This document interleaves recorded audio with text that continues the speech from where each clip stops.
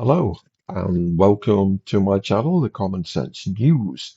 Now, here we got Lee Anderson at Prime Minister's Questions, or Deputy Prime Minister's Questions, because for some unknown reason, Keir Starmer's legged it to China, then he's on to Japan.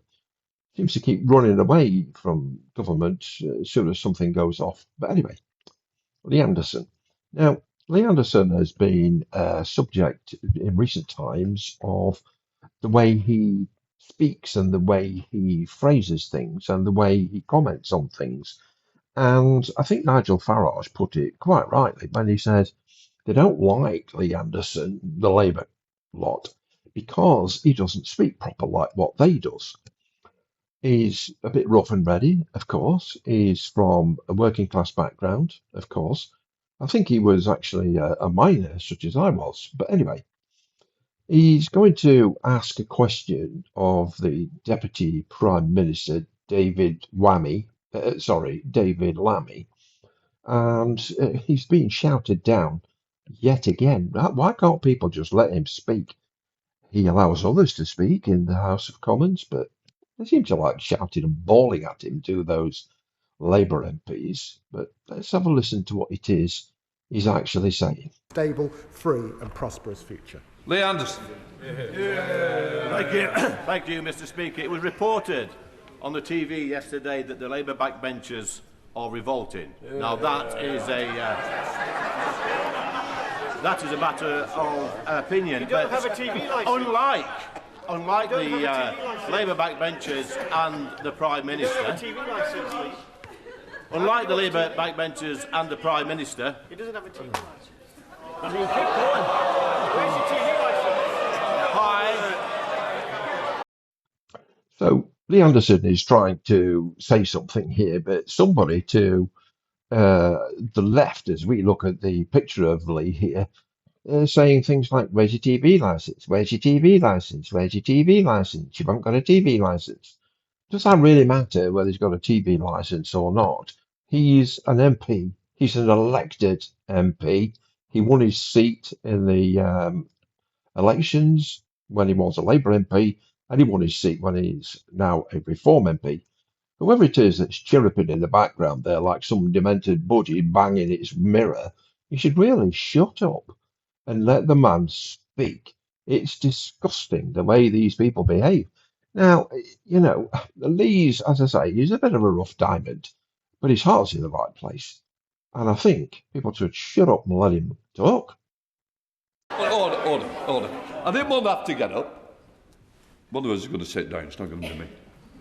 Who was the person that was speaking out then? If you haven't got the guts to admit to shouting somebody down, leave the chamber. Lee Anderson. Ooh, now listen to Lindsay Hoyle here. I've had a proper go at somebody in the Labour benches there, asking who it was that was shouting up that wouldn't stand up and say it was me. I think this just shows, personally, this is just a personal opinion, this is the calibre of the Labour MPs. They're a bit rotten, to be honest with you. They'll shout and bawl and scream and jump up and down, yet they won't put the hand up when they know they've been caught. Personally, this House of Commons sometimes descends into just total screaming and bawling like a bunch of kids in a playground, screaming it's my ball and I'm keeping it. Ugh. But let's carry on listening and see what it is that Lee Anderson has got to say. Thank you, Mr. Speaker.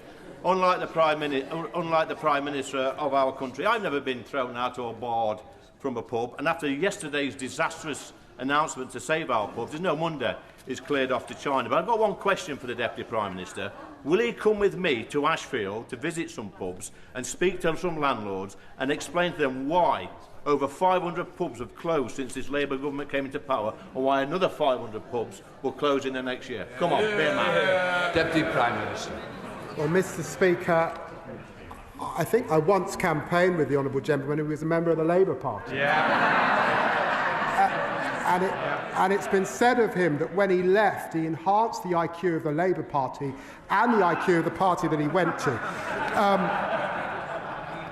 I wonder what job the honourable member is pitching for on Reform's shadow cabinet. They've got Nadine Zawi to advise on tax, the member for Newark to open up the borders. Now they need Liz Truss to crash the economy. And so it finishes off with David Lammy, thinking he's funny having a go at Lee Anderson about crashing economies and has-beens in the uh, Tory party. But what this Labour government really should get a grip with is they are miles and miles behind in the polls.